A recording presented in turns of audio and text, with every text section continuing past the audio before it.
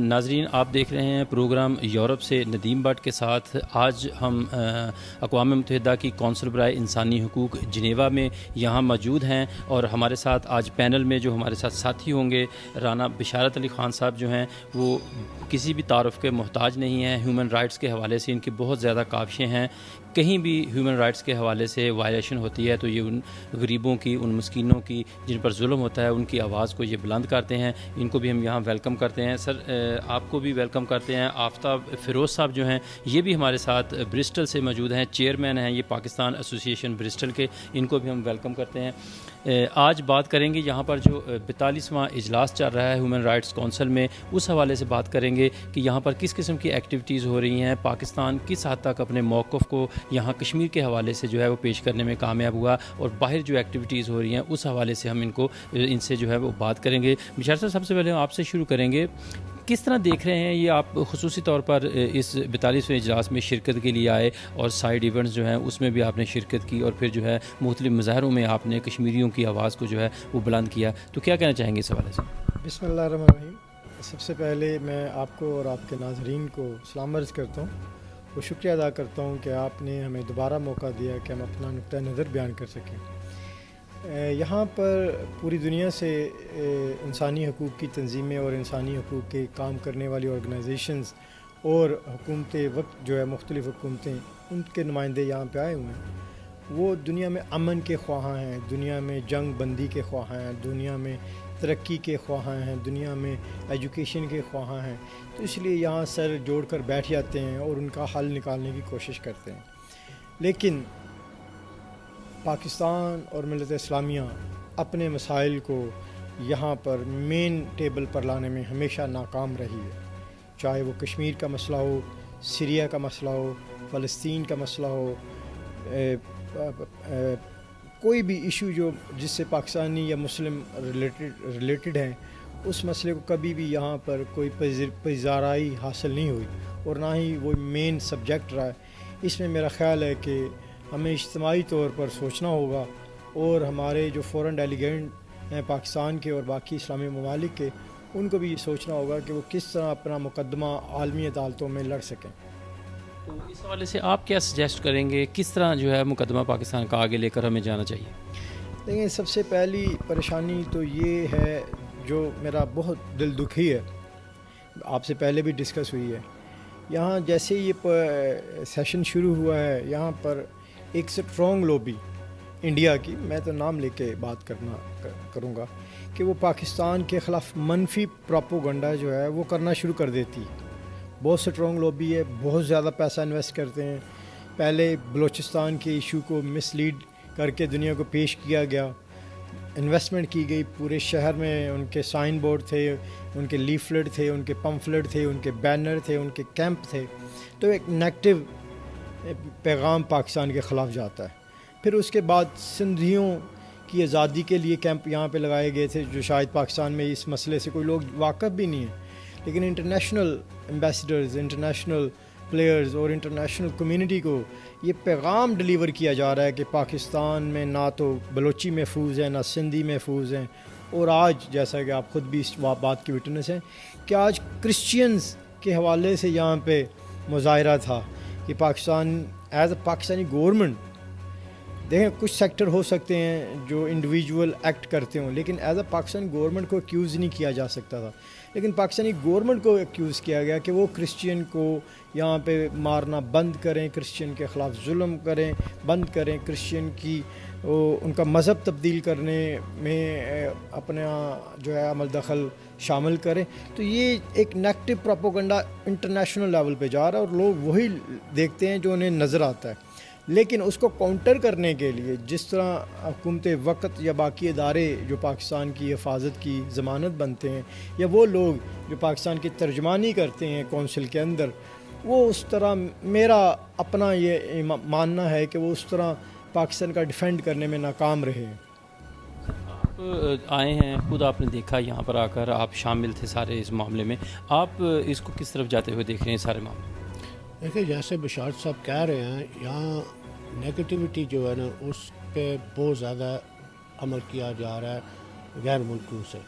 تو اس میں کیا ہوتا ہے ابھی پاکستان کا نام جو ہے نا اس کو گرایا جاتا ہے، ہیومنٹیرین رائٹس، ریلیجس رائٹس، اور یہ کل یہ بھی کہیں گے جی اگر یہ عیسائیوں سے ایسے کرتے ہیں تو کل یہ کشمیریوں سے کیا کریں گے.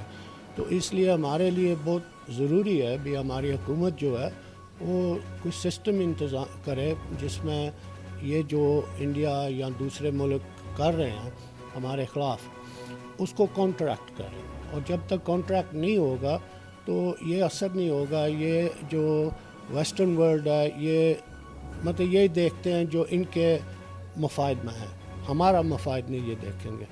اور میں سب سے بڑی چیز جو جس کے لیے میں آیا ہوں وہ اس لیے آیا ہوں بھی جو بچے ہیں نا کشمیر کے ان پہ جو ظلم ہو رہا ہے. دیکھیے بڑے جو ہوتے ہیں وہ تو بڑے ہوتے ہیں، سمجھدار ہوتے ہیں، وہ اپنا فیصلہ خود کر سکتے ہیں بھی ہم دائیں جائیں یا بائیں جائیں. بچہ کیسے فیصلہ کرتا ہے؟ بچہ تو پھنس جاتا ہے. تو جو بچوں پہ ظلم ہو رہا ہے کشمیر میں اس کی ہمیں تکلیف ہے اس کے لیے. اور میں ہمیشہ آواز اٹھاتا ہوں بھی جو ظلم اور ستم ہو رہا ہے نا اس کو ختم کیا جائے کشمیر میں. تو انشاءاللہ ہم اپنی کوشش جاری رکھیں گے. ہم نے یو کے میں بھی برسٹل میں جو ہمارے لوکل ایم پیز ہیں ممبر آف پارلیمنٹ ان کو بھی بلایا ہے، ان سے بھی بات چیت ہوئی ہے. اور دونوں جو آئے تھے ممبرز آف پارلیمنٹ دونوں نے اقرار کیا ہے اور بڑے صاف الفاظوں میں کہا بھی وہ جو انڈیا کر رہا ہے اس کو کنڈیم کرتے ہیں. انڈیا کو یہاں کنڈیم کیا جا رہا ہے. ہم نے دیکھا کہ یورپین پارلیمنٹ کے اندر بھی ایک مؤثر آواز جو ہے وہ کشمیریوں کی اٹھائی گئی. پھر ہم نے یہاں دیکھا کہ پاکستان سے شاہ ملک قریشی صاحب خود آئے ہیں، تہمینہ جنجوعہ صاحبہ انہوں نے پاکستان کے کیس کو یہاں پر لڑا ہے. تو انٹرنیشنل لیول پہ آپ جو ہے پاکستان کی آواز یہاں سنی جا رہی ہے، مگر ہمارے اسلامی ممالک جو ہیں وہ ہمیں کہیں سوئے ہوئے نظر آتے ہیں. ان کے حوالے سے کیا کہیں؟ دیکھیں اس میں آپ سے اختلاف کروں گا کہ انٹرنیشنل لیول پہ بھی ہماری آواز نہیں سنی جا رہی. اگر 700 کے پارلیمنٹ میں 2 لوگ ہماری بات کر رہے ہیں تو یہ ہماری کامیابی نہیں ہے. پچھلے 70 سال میں یونائٹڈ نیشن اپنی ہی قراردادوں پہ عمل نہیں کر سکا تو یہ ہماری کامیابی نہیں ہے. ہماری کامیابی تب ہوتی اگر ہم بزنس میں سٹرونگ ہوتے. آج پورا ویسٹ جو ہے وہ انڈیا کے ساتھ بزنس انویسٹمنٹ کر رہا ہے. ہمارا پورا مڈل ایسٹ جو ہے، پوری عرب کنٹری جو ہے وہ انڈیا کے ساتھ انویسٹ کر رہی.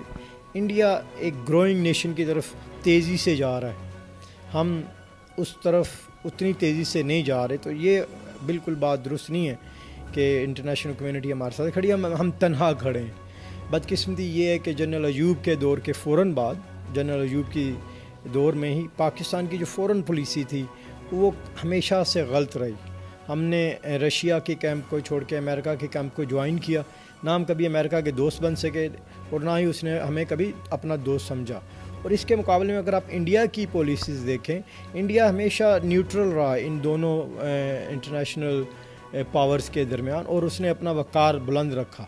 اور پاکستان نے اپنے آپ کو امریکہ کی گود میں پھینک دیا اور کبھی بھی ہم ان کی نہ دوستی حاصل کر سکے نہ انٹرنیشنل کمیونٹی میں عزت حاصل کر سکے.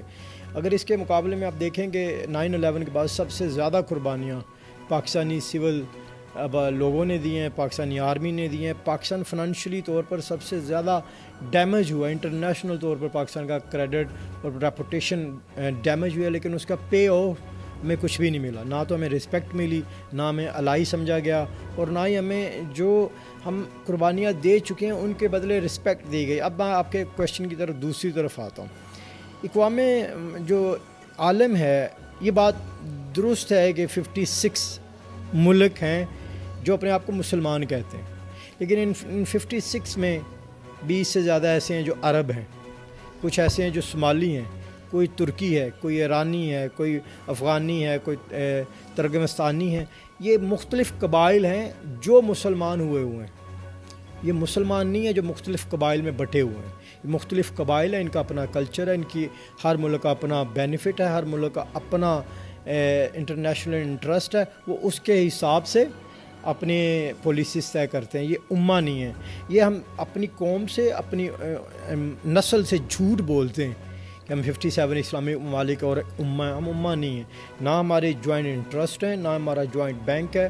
OIC بنی تھی، وہ کچھ بھی نہیں کر سکی. OIC سے زیادہ میرے اور آپ جیسے آفتاب فروز صاحب جیسے لوگ زیادہ پازیٹیولی کام کر رہے ہیں.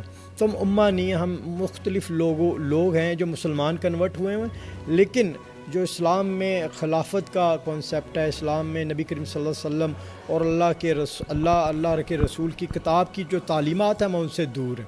تو اس لیے جب ہم ان سے دور ہیں، متحد نہیں ہیں، تو ہم دیکھیں ایک پہلے افغانستان، پھر عراق، پھر ایران، پھر سیریا، پھر بوسنیا، یہ تمام یمن، یہ تمام وہ ممالک ہیں جن کو ایک کر کے اپنے بینیفٹ کے لیے استعمال کیا جا رہا ہے. ان کو تو بینیفٹ کے لیے استعمال کیا جاتا ہے، مگر ہم خود بھی اپنے اندر ہمارے کمزوریاں ہیں کہ ہم خود بٹے ہوئے ہیں. جس طرح دیکھیں نا کشمیری تنظیمیں یہاں پر اگر یورپ میں دیکھیں تو وہ ساری تنظیمیں جو ہیں وہ بٹی ہوئی ہیں، اپنی جو ہے نا وہ ایک 1.5 اینٹ کی انہوں نے مسجد بنائی ہے اور چاول کے دانوں کی طرح بکھرے ہوئے ہیں. تو اس طرح تو ہماری آواز کوئی بھی نہیں سنے گا. تو ان کے لیے کیا کرنا چاہیں؟ دیکھیں بٹ صاحب، اس میں جو سب سے بڑی زیادتی کشمیریوں کے ساتھ ہوئی ہے، جو میں اکثر دوستوں کہتا ہوں کہ کشمیر پہ لٹتی ہوئی عزتوں پر، کشمیر میں شہید ہوتے ہوئے بچوں پر لوگوں نے سیاست کی ہے اور آج بھی کر رہے ہیں، اور اپنے آپ کو بلڈ اپ کر رہے ہیں، اپنی پروفائل بلڈ اپ کر رہے ہیں. انہیں کشمیر کوز سے کوئی مطلب نہیں ہے، انہیں کشمیر کے مسئلے کو اجاگر کرنے میں انٹرسٹ نہیں. میں آپ کو یہاں پہ ایک ایگزامپل دوں گا جو میرے لیے شرمندگی ہے. آفتاب صاحب بھی اس چیز کے وٹنس ہیں. ہم پورے یورپ میں برسٹل کی طرف سے نمائندگی کر رہے ہیں کشمیر کے لیے، لیکن برسٹل میں بیٹھا ہوا ایک شخص جو کشمیر پہ پولیٹکس کر رہا ہے، وہ کشمیر کا لیفلٹ بنانے کے لیے تیار نہیں ہے کیونکہ اس کا نام نہیں ہے. تو یہ ہم اپنے بینیفٹ دیکھ رہے ہیں یا اپنی سیاست چمکا رہے ہیں. کشمیر کا جو درد ہے وہ اگر ہم محسوس کریں تو ہم مشترک اکٹھے ہو جائیں گے. اسی سوچ کو آگے لے کر آفتاب فیروز صاحب نے، راجہ عارف صاحب نے، مبشر صاحب نے اور ملک جاوید صاحب نے، ہماری جو ایک پوری ٹیم ہے، ہم نے یورپ فار برسٹل کے یورپ فار کشمیر کے نام سے یورپ فار کشمیر کے نام سے ایک آرگنائزیشن کو سیٹ اپ کرنے کا پلان کیا ہے. ہم کر چکے ہیں آلریڈی، جس کے آلریڈی تحت ہم نے 9 ستمبر کو یونائٹڈ نیشن کے باہر مظاہرہ کیا تھا کہ ہم لوگ جو پوری دنیا سے کشمیر کے کاز کے لیے کام کر رہے ہیں ان کو مشترکہ کریں، ان کو ایک پلیٹ فارم پہ لے کے آئیں، ایک ایجنڈا پہ لے کے آئیں. وہ ایک ایجنڈا کیا ہے کہ کشمیر کے لیے مشترکہ جد و جہد کریں. کشمیر کے کشمیریوں کو اپنی مرضی سے زندگی گزارنے کا موقع دیا جائے. اور سب سے بڑی بات، اس پلیٹ فارم کا جو مین ٹارگٹ ہوگا وہ یہ ہے کہ کشمیریوں کو زندہ رہنے دیا جائے. ناظرین، آج کے پینل کی آپ نے یہاں پر باتیں سنی کہ کشمیریوں کو اپنے مستقبل کا فیصلہ کرنے کا حق دیا جائے تاکہ وہ فیصلہ کریں اور اپنی زندگی جو ہے امن اور سکون کے ساتھ گزاریں، اور وہاں پر جو ایٹراسٹیز اس وقت ہو رہی ہیں اس کو ختم کیا جائے. یہ ذمہ داری بنتی ہے عالمی اداروں کی، اور اقوام متحدہ کی قراردادوں کے مطابق جو ہے وہ مسئلہ کشمیر اگر حل ہو جاتا ہے تو خطے میں جو ہے وہ امن ہوگا. خطے میں امن ہوگا تو یقیناً وہاں پر رہنے والے لوگ جو ہیں وہ خوشحال ہوں گے، اور خوشحال ہوں گے تو پوری دنیا کا امن اس خطے سے وابستہ ہے. اسی کے ساتھ اپنے دوست اور ہوسٹ ایم ندیم بٹ کو اجازت دیجیے. اللہ حافظ.